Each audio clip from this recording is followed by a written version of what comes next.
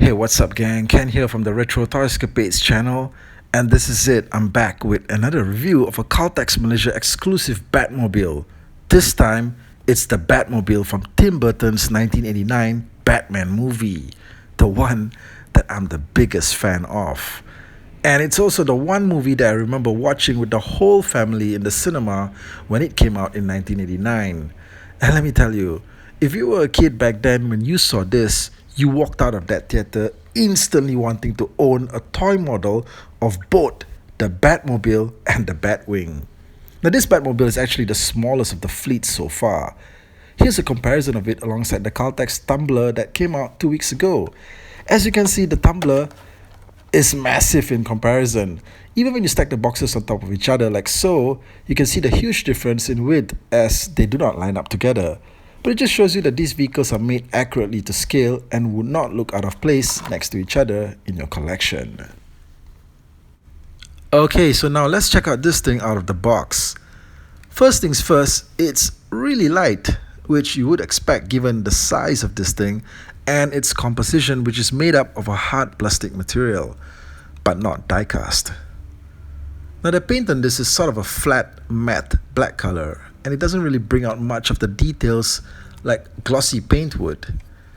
But there's a good distance between the driver's cockpit and the front engine section. This is important because for the 1989 Batmobile, it's most famously recognizable for its long front engine section.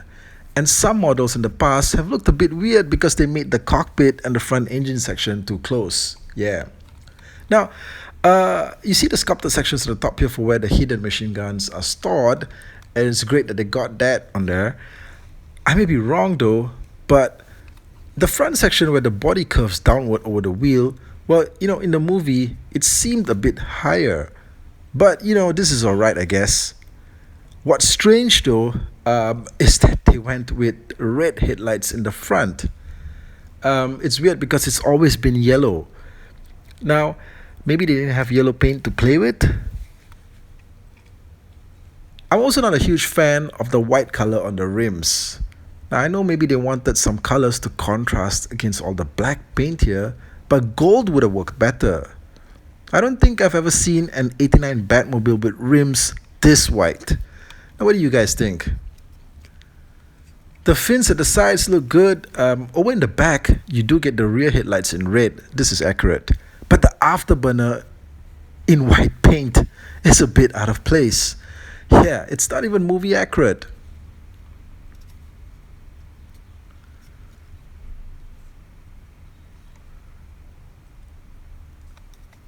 Okay, so then we get to the bottom and you get the Caltex logo, so you know that this is an exclusive. I would have liked it if it said that it was Caltex Malaysia. That would have just taken this thing to the next level. Overall, they got the design of this thing translated really well, I would say. But this being our favorite version of the Batmobile of all time, it does get recommend from us no matter what. Yeah, sure, I mean, we may be a bit biased, but so what?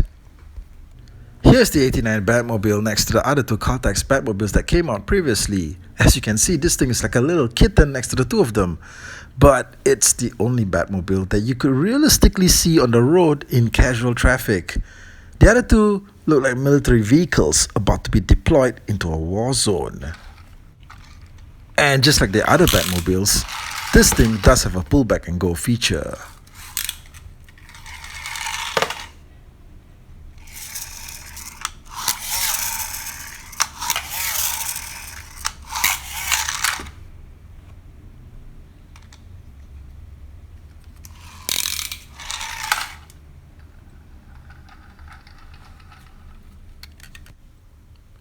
And hey, just for fun, I dug this thing out of storage from 1989 itself. This is one of the very first diecast models of the 89 Batmobile as made by the ERTL company. Now this thing is fully diecast. It comes with rubber tires and as you can see, it's filled with tons of amazing detail all around. It's one of my absolute favorite versions of the 89 Batmobile in this scale.